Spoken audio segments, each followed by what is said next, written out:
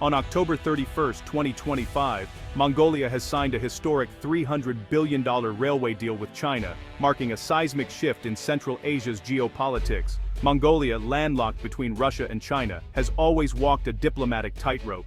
Its third neighbor policy aimed to balance the influence of its powerful neighbors by courting partners like the US, Japan, and South Korea. But geography is destiny. Mongolia's mineral wealth needs a route to market, and the most direct path runs through China.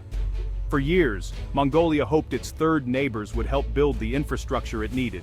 Yet, after decades of negotiations and little progress, economic reality has prevailed. The $300 billion deal with China is transformative, promising to reshape Mongolia's economy and global standing. The US was involved for years, but ultimately, it was China that delivered. This outcome highlights the limits of American influence and the growing reach of China's economic power. Mongolia's choice reflects a new world order, one where economic necessity trumps old alliances. The deal is more than tracks and trains, it's a bet on the future. Mongolia is staking its prosperity on a partnership with Beijing. The world is watching to see if this gamble pays off. For Mongolia, the stakes couldn't be higher. The landlocked giant has made its choice. Now the journey begins. Mongolia's quest for a modern economic lifeline has spanned more than 2 decades. Sitting atop vast mineral wealth, Mongolia knew prosperity depended on breaking free from its geographic isolation. The old Soviet-era infrastructure pointed north, limiting exports and stifling growth.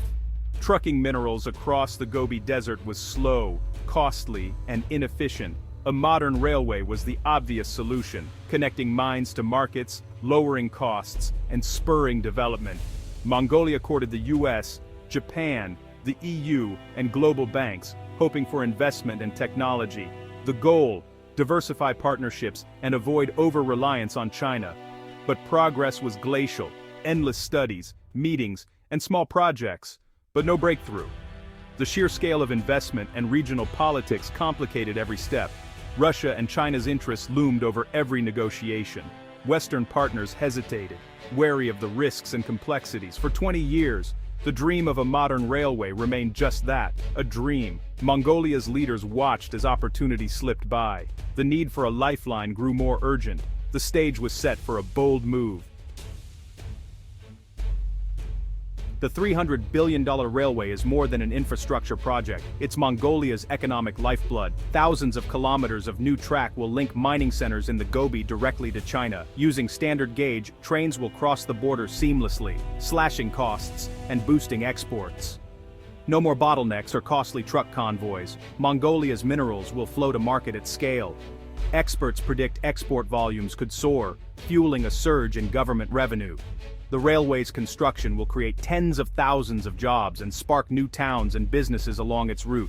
Domestic connectivity will improve, knitting the vast country together. The project gives Mongolia leverage in global commodity markets, making it a more reliable supplier. For citizens, the railway is a symbol of hope, a promise of prosperity and progress. It's a foundational investment with ripple effects across the economy. Strategically, it strengthens Mongolia's hand in negotiations with buyers. The government can finally deliver on its pledge to turn mineral wealth into national prosperity.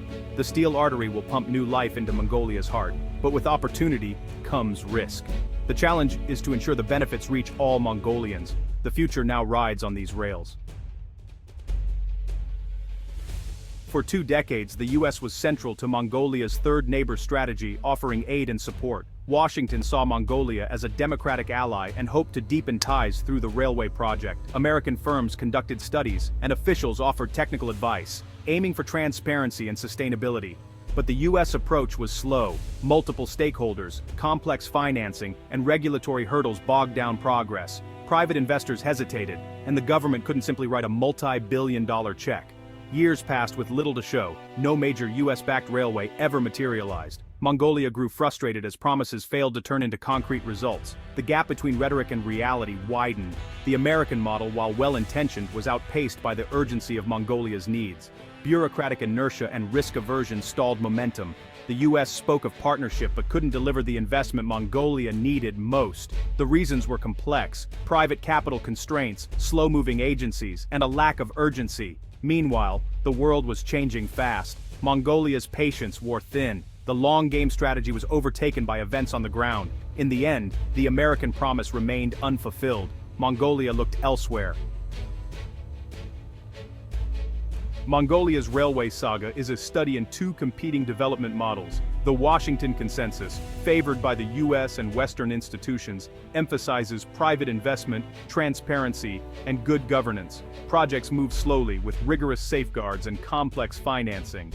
This model builds strong institutions but can frustrate countries needing rapid growth. The American offer was cautious, involving public-private partnerships and endless negotiations. In contrast, the Beijing model is state-led, fast, and decisive. China's Belt and Road Initiative delivers massive loans and construction through state-owned giants. The focus is on speed and scale, not process. China's offer to Mongolia was simple: financing, construction, and technology, all bundled together. No consortiums, no delays, just action. For Mongolia, the difference was stark.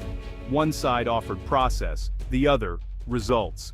After years of waiting, the appeal of China's model was undeniable. The US approach, though principled, couldn't match Beijing's pace. Mongolia needed infrastructure now. China delivered. China's offer was a game-changer for Mongolia. Beijing pledged $300 billion in low-interest loans, removing the biggest obstacle: financing. Chinese state-owned firms would build the railway quickly, using cutting-edge technology. The deal included not just tracks but logistics hubs, signaling, and maintenance infrastructure. China's interests aligned perfectly: secure resources for its industries and a stable neighbor. Mongolia gained a turnkey solution: money, expertise, and guaranteed markets for its minerals. The agreement promised training for Mongolian workers and a transfer of skills. China framed the project as a partnership of equals, aiming for shared prosperity.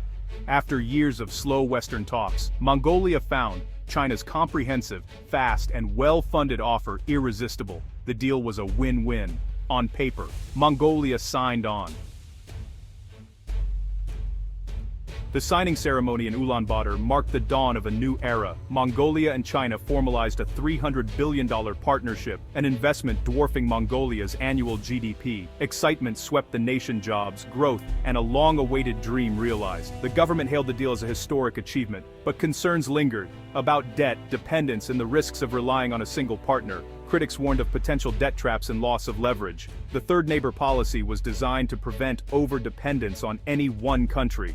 Mongolia insisted on safeguards, local labor, environmental standards, and transparency. The project's success will depend on careful management and honest governance. If revenues cover the debt, Mongolia could thrive. If not, the burden could last generations. The stakes are enormous. The railway deal is a major victory for China in the global contest for influence. Beijing's economic statecraft has delivered where the US could not.